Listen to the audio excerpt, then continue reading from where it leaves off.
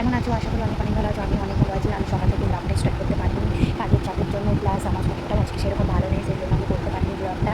তো আমি এই এখন থাকতে স্টার্ট করলাম। কটা বাজে? 12টা 44 বাজে এখন। তো আমি এখন থাকতে স্টার্ট করলাম।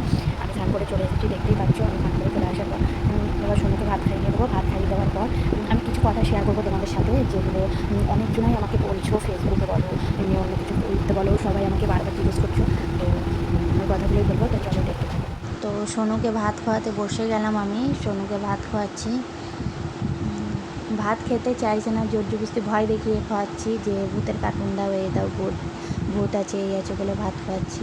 ভাত তো খাওয়াতে হবে, ভাত না খাওয়ালে শরীর খারাপ করবে। কালকে এমনি সারা রাত ঘুমায়নি, উল্টোপাল্টা খাচ্ছে, বমি করে দিচ্ছে। তো আজ থেকে আমি আজকে ওই জন্য সেরকম আমি কিছু বানাইনি।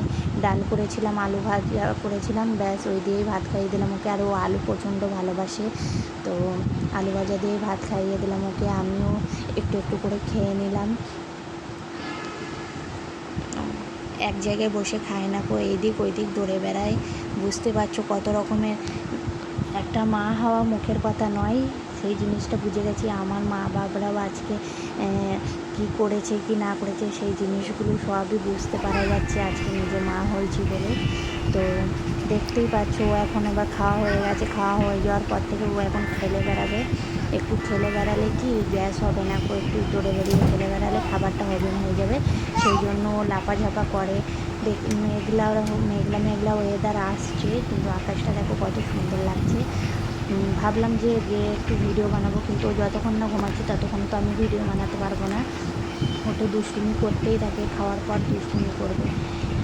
তো কিছুক্ষণ পরে এইদিক ওইদিক করতে গিয়ে তারপর ঘুমাবে ও, ঠিক ঠিক ঘুমিয়ে যাবে। এবার ওই কথাগুলো শেয়ার করে, যে কথাগুলো বলবো বলে আমি এই ভিডিওটা আরও বানিয়েছি। আমি আরও এই জন্য বানালাম যে অনেকেই আমাকে জিজ্ঞেস করছে যে দিদি তোমার নাকের ওই দাগটা কিসের জন্য হয়েছে, ছোটো থেকে কি ওইরকম? না বন্ধুরা, ছোটো থেকে এটা এরকম না। আমি যখন 8 বছর বয়স ছিল তখন আমাদের একটা অ্যাক্সিডেন্ট হয়। সেই অ্যাক্সিডেন্টের মধ্যেই আমার এই জিনিসটা হয়। আমরা ফ্যামিলি, একটা গাড়ির মধ্যে আমরা ফ্যামিলি, আমার মা বলেছিল যে আমাদের ফ্যামিলিটা শুধু আমরা একটা গাড়িতে বলবো, এনজয় করতে করতে যাবো। তো আমার ছোটো মাসির বিয়ে ছিল, তখন আমরা গেছিলাম। তো সেই বিয়েতেই আমাদের এই অ্যাক্সিডেন্টটা হয়েছিল।